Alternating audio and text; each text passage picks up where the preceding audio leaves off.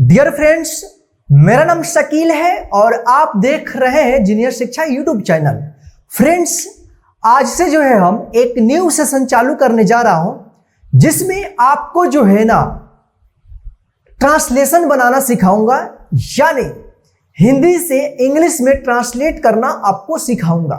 ठीक है, क्योंकि मेरे पास जो है ना बहुत ज्यादा मैसेज और कमेंट्स और कॉल्स आ रहा था कि सर आप हमें ट्रांसलेशन बनाना सिखाइए ताकि हम हिंदी से इंग्लिश में ट्रांसलेट कर सके और इंग्लिश से हिंदी में ट्रांसलेट कर सको। ठीक है, तो इसी को देखते हुए मैंने ये सोचा कि चलो हम एक न्यू सेशन शुरू करता हूं जिसमें ये जो है ना एक्सरसाइज 1 है, यानी पहला क्लास है जिसमें आपको जो है ना हिंदी से इंग्लिश में ट्रांसलेट करना सिखाऊंगा।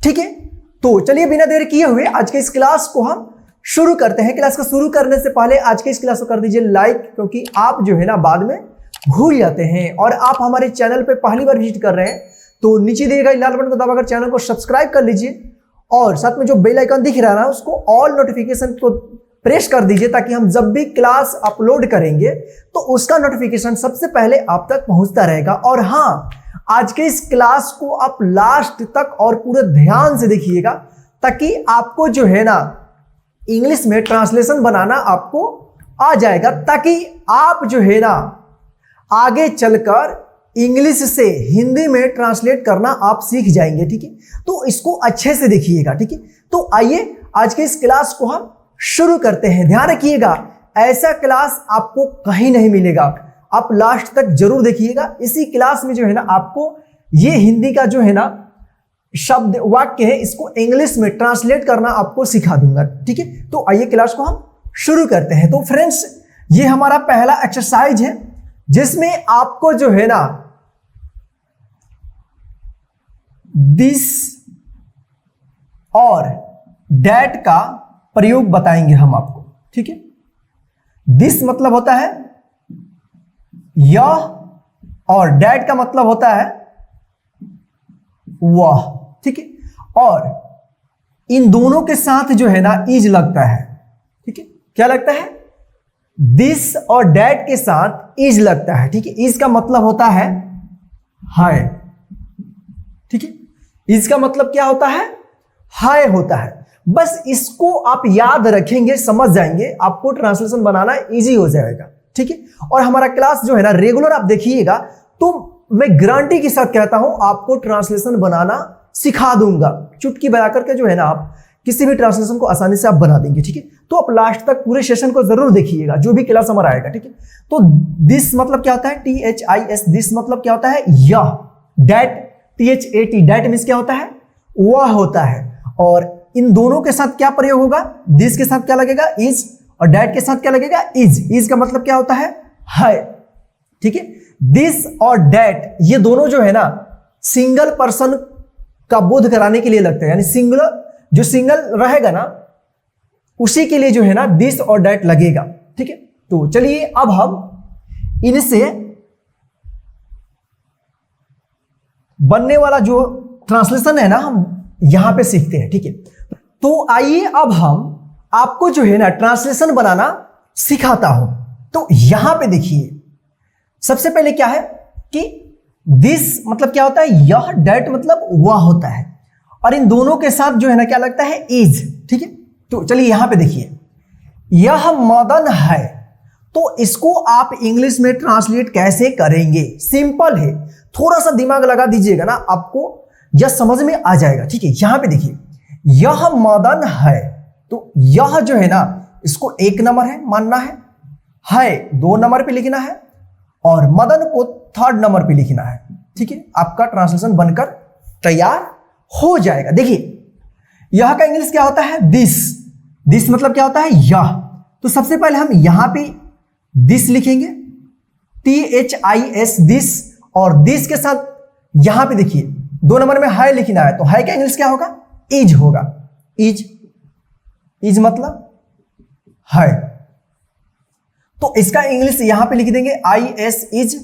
अब लास्ट में लिखेंगे मदन, तो मदन का इंग्लिश में मदन लिखेंगे MADAN, और यहां पे पूर्ण विराम दिया है तो यहां पे फुल स्टॉप, यहां पे बिंदी दे देंगे तो क्या हो जाएगा, दिस इज मदन, यह मदन है। काफी इजी है। ये अगला सेंटेंस है, वह रतन है, तो इसको भी 1 नंबर, ये 2 नंबर और ये 3 नंबर। ठीक है, तो पहले वह का इंग्लिश लिखा जाएगा। वह का इंग्लिश क्या होगा, THAT, दैट मीन्स क्या होता है, वह। ठीक है, अब 2 नंबर में है का इंग्लिश लिखेंगे। है कैसे लिखा जाएगा, यहाँ पे इज। रतन लास्ट में यहाँ पे RATAN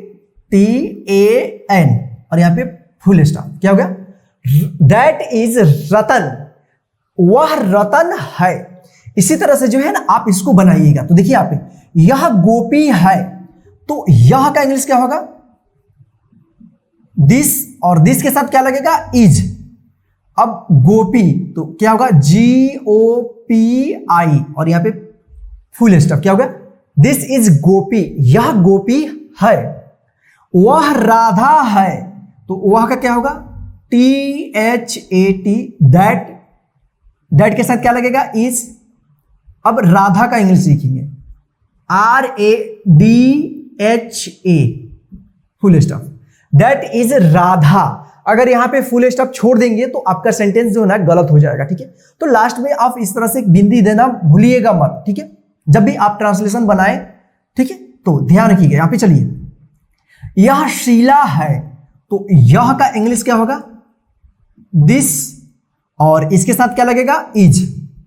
और शीला का यहां पे नाम है शीला, तो शीला का शीला ही लिख देंगे, LA, क्या हो गया, शीला। ठीक, दिस इज शीला, यह शीला है। ठीक है, चलिए यहां पे देखिए, वह गीता है, वह गीता है, तो वह का इंग्लिश क्या होगा, THAT, दैट के साथ क्या लगेगा, इज, गीता, तो GEETA, क्या हो गया, गीता।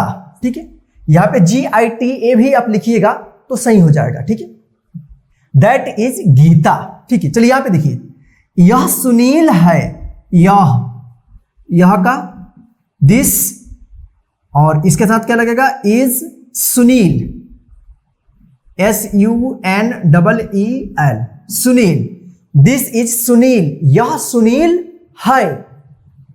वह विनोद है, वह का इंग्लिश क्या होगा, दैट, THAT, दैट के साथ इज लगेगा, विनोद, विनोद का विनोद लिखेंगे, VI से वी, नो, NOD से the, Vinod, that is Vinod, वह विनोद है। ठीक है, यहां पे देखिए, यह मुमताज है, यह का इंग्लिश दिस, THIS, दिस के साथ क्या लगेगा, इज, दिस इज मुमताज, तो मुमताज का मुमताज नहीं लिखेंगे, मुमताज, यहां पे J लगे, दिस इज मुमताज। ठीक, वह जावेद है, तो वह का दैट, THAT, दैट के साथ इज लगेगा, इज जावेद, JAVED, जावेद। यह पटना है, दिस इज पटना, क्या हो गया, दिस इज पटना, यह पटना है। तो फ्रेंड्स इसी तरह से जो है आप इस सेंटेंस को आप इंग्लिश में ट्रांसलेट कीजिएगा। ठीक है, चलिए आगे हम और भी ट्रांसलेट करना सीखते हैं। ठीक है, तो आइए यहां पे देखिए, वह सलमा है, वह का इंग्लिश क्या होगा, डैट, THAT, डैट के साथ क्या लगेगा, इज, सलमा, SALMA, यहां पे full stop, that is Salma. ठीक, वह सलमा है।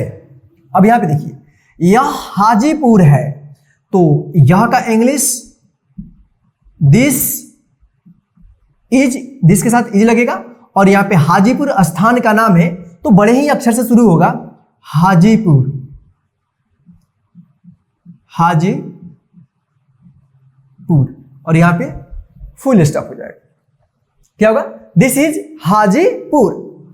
चलिए यहां पे देखिए, वह नेपाल है, तो वह का इंग्लिश क्या होगा, THAT,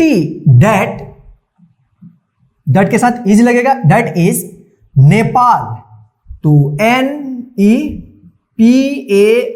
नेपाल। क्या होगा? डेट इज नेपाल, वह नेपाल है। यह बिहार है, तो यह का इंग्लिश क्या होगा? This is Bihar. ठीक, दिस इज बिहार, यह बिहार है। यहां पे देखिए, वह मोतिहारी है, वह THAT, that is Motihari, MOTIHARI, यहां पे डबल ई नहीं लगेगा। ठीक है, मोतिहारी। ठीक है, यह कैलाश है, यह का क्या होगा? दिस इज कैलाश, कैलाश का कैलाश होगा। दिस इज कैलाश, यह कैलाश है। वह समीर है, THAT, that is Sameer. Sameer का समीर लिख देंगे यहां पे, दैट इज समीर। ठीक है, वह समीर है। वह फैयाज है, वह THAT, that is Faiyaz, FAIYAJ, Faiyaz. यहां पे आप जेड भी लगा सकते हो। ठीक है, दैट इज फैयाज। ठीक, चलिए, यह सीता है, तो यह का THIS, this is Sita, SITA, Sita. यहां पे SEE भी आप लिखेंगे तो भी सही हो जाएगा। ठीक है, दिस इज सीता, यह सीता है। वह राकेश है, वह का THAT, that is Rakesh, that is Rakesh, वह राकेश है। यह अब्दुल है, यह, दिस इज अब्दुल, तो A आधा ब के लिए B, दू DU, लॉ के लिए A, दिस इज अब्दुल, यह अब्दुल है। चलिए यहां पे देखिए, लास्ट जो हमारा वाक्य है, वह सुभान है। देखिए यहां पे, दैट THAT, दैट इज सुभान, SUBHAN, दैट इज सुभान, वह सुभान है। तो फ्रेंड्स, इस तरह से जो है आप जब भी किसी भी वाक्य में यह और वह का प्रयोग रहेगा, ठीक है, तो वहां पे आप दिस और डेट का प्रयोग कीजिएगा। यानी इस तरह का जो भी आपका सेंटेंस रहेगा, तो उसको आप इंग्लिश में इसी प्रकार से ट्रांसलेट कीजिएगा। दिस और डेट का जहां पे भी आप यूज कीजिएगा, उसके साथ इज जरूर लगाइएगा, और उसके बाद जो भी रहेगा स्थान या व्यक्ति का नाम होगा, उसको आप लिखिएगा लास्ट में। ठीक है, तो चलिए फ्रेंड्स, आज के इस क्लास में बस इतना ही। ध्यान रखिएगा, आप जो है ना इस क्लास को एक बार और हो सके तो आप रिपीट कर लीजिए, या इस हिंदी को लिख करके आप खुद से लिख करके देखिए और मिलाइए कि आपका कितना सही हो रहा है, और आप हमें कमेंट में जरूर बताइएगा कि आपका कितना सही हुआ है। ठीक है, और आप जो है ना दिस और डेट का, इसको जो है ना आप याद कर लीजिएगा। दिस मतलब यह, डेट मतलब वह। ठीक है, तो चलिए फ्रेंड्स, आज के इस क्लास में बस इतना ही। आज का यह क्लास आपको कैसा लगा है हमें कमेंट करके जरूर बताइएगा, और आज के इस क्लास को जो है ना अपने सभी फ्रेंड्स को शेयर कर दीजिए, ताकि वे भी घर बैठे आसानी से इस क्लास के माध्यम से, यानी जो हमारा न्यू सेशन चालू हुआ है जिसमें हम ट्रांसलेट करना बता रहे हैं आपको, तो उनको जो है ना घर बैठे आसानी से ट्रांसलेशन बनाना सीख लेंगे। ठीक है, तो फ्रेंड्स जय हिंद, फिर मिलते हैं नेक्स्ट इंग्लिश ट्रांसलेशन के क्लास में।